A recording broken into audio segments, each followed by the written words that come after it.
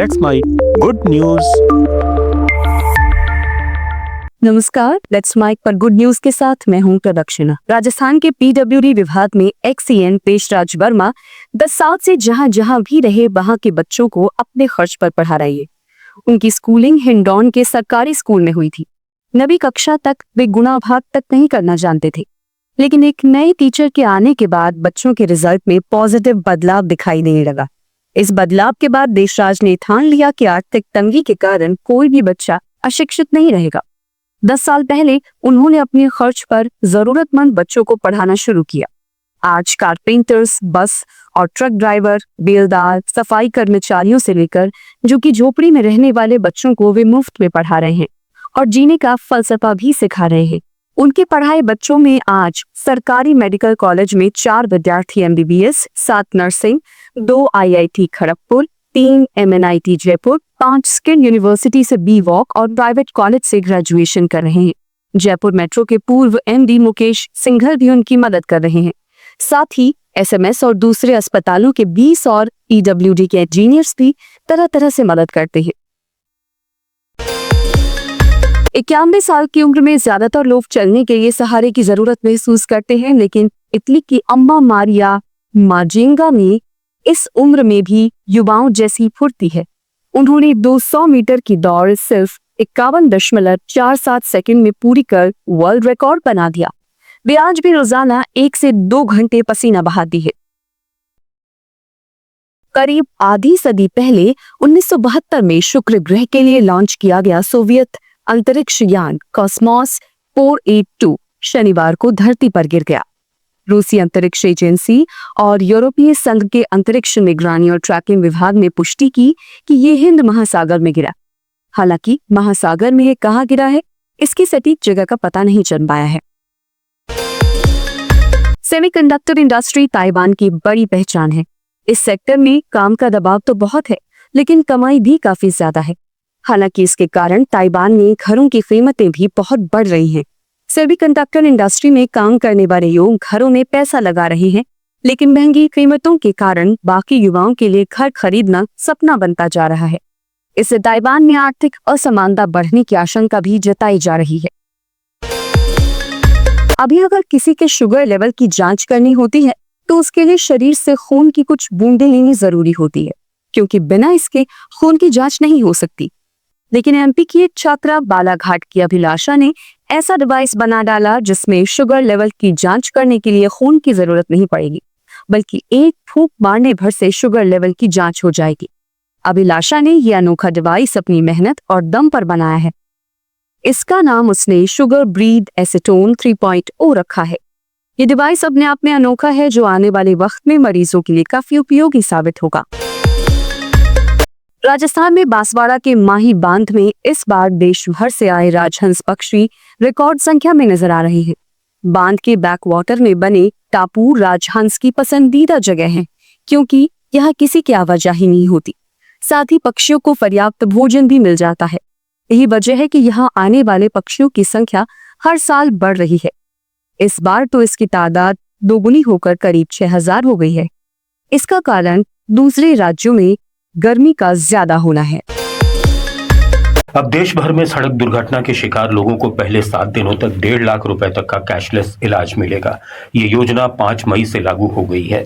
सड़क परिवहन और राजमार्ग मंत्रालय ने इस संबंध में अधिसूचना जारी कर दी है। राष्ट्रीय स्वास्थ्य प्राधिकरण NHA ये कार्यक्रम लागू करने वाली नोडल एजेंसी होगी। 3 साल की बातचीत के बाद भारत और यूनाइटेड किंगडम ने एक महत्वपूर्ण मुक्त व्यापार समझौते पर हस्ताक्षर किए हैं। इससे दोनों देशों के बीच व्यापार में 2,68,000 करोड़ रुपए की वार्षिक वृद्धि की उम्मीद है।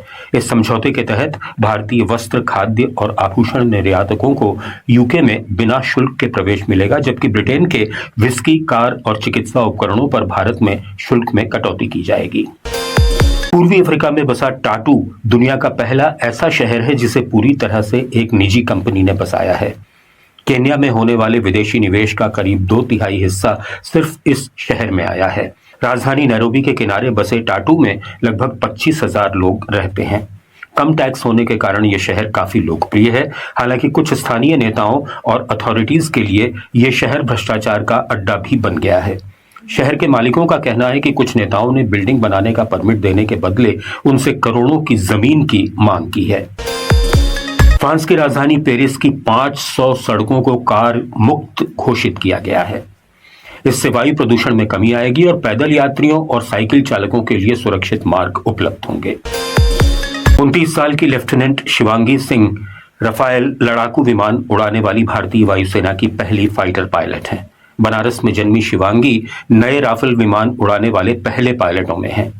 एक कड़ी चुनाव प्रक्रिया के बाद 2020 में उन्हें फ्रांसीसी प्रशिक्षकों के साथ सिम्युलेटर ट्रेनिंग के लिए शॉर्टलिस्ट किया गया। इसके बाद उन्हें यह विमान उड़ाने का मौका मिला। अब जब भारत अंतरिक्ष में एक मानव मिशन की योजना बना रहा है तो शिवांगी को उम्मीद है कि ये उनकी अगली चुनौती होगी और वे अंतरिक्ष यात्री भी बनेंगी। लखनऊ की चंद्रकांता चानना ने 60 साल की उम्र में भी खेल का जुनून जिंदा रखा है। 36 कीमोथेरेपी और एक पैर लकवाग्रस्त होने के बावजूद वे 7वें नेशनल मास्टर्स गेम में खेलने धर्मशाला पहुंची और जेवलिन थ्रो में चौथे नंबर पर रहीं। उनका जज्बा देखते हुए उन्हें विशेष रूप से सम्मानित किया गया। मुंबई से सटे ठाणे शहर में एक पुल के नीचे अनोखा स्कूल चलाया जा रहा है। जहाज के कंटेनरों में बनाए गए इस स्कूल के कमरों में गरीबों के बच्चे पढ़ते तो हैं ही, खेलते कूदते भी हैं। इस स्कूल का नाम सिग्नल शाला है क्योंकि ये एक ट्रैफिक सिग्नल के बगल में बने फ्लाईओवर के नीचे चलता है। बच्चे यहाँ आकर नहाते हैं, यूनिफॉर्म पहनते हैं और फिर उन्हें चाय और दलिये का नाश्ता दिया जाता है। इसके बाद शुरू होती है एसी लगे कंटेनर क्लासरूम में पढ़ाई। मराठी और अंग्रेजी में पढ़ाई के बाद बच्चे कंप्यूटर चलाना सीखते हैं और एक लैब में विज्ञान के सरल प्रयोग भी करते हैं। पढ़ाई के बीच में ये फुटबॉल और कबड्डी जैसे खेल भी खेलते हैं। बच्चों को 3 वक्त का खाना दिया जाता है और शाम को बच्चे अपने घर लौट जाते हैं। दक्षिणी स्पेन के गुफा घर आजकल काफी लोकप्रिय हो रहे हैं। ये इतिहास, संस्कृति और पर्यावरणीय स्थिरता का एक अनूठा संगम है। ग्वादिक्स, सेटेनिल दे लास बोडेगास और सैक्रोमोंटे जैसे क्षेत्रों में ये घर न केवल प्राचीन जीवन शैली दर्शाते हैं बल्कि आधुनिक टिकाऊ आवास के लिए भी प्रेरणा देते हैं। ये सैलानियों को रोमांचक अनुभव प्रदान करते हैं। गुफा घरों की परंपरा 12,000 साल पुरानी पाषाण युग से जुड़ी है जो अब फिर से लौट रही है। तो जुड़े रहिए लेट्स माइक के साथ। नमस्कार। आप सुन रहे थे let's Mike more than radio. Follow कीजिए हमें हमारे सोशल मीडिया प्लेटफॉर्म्स पर।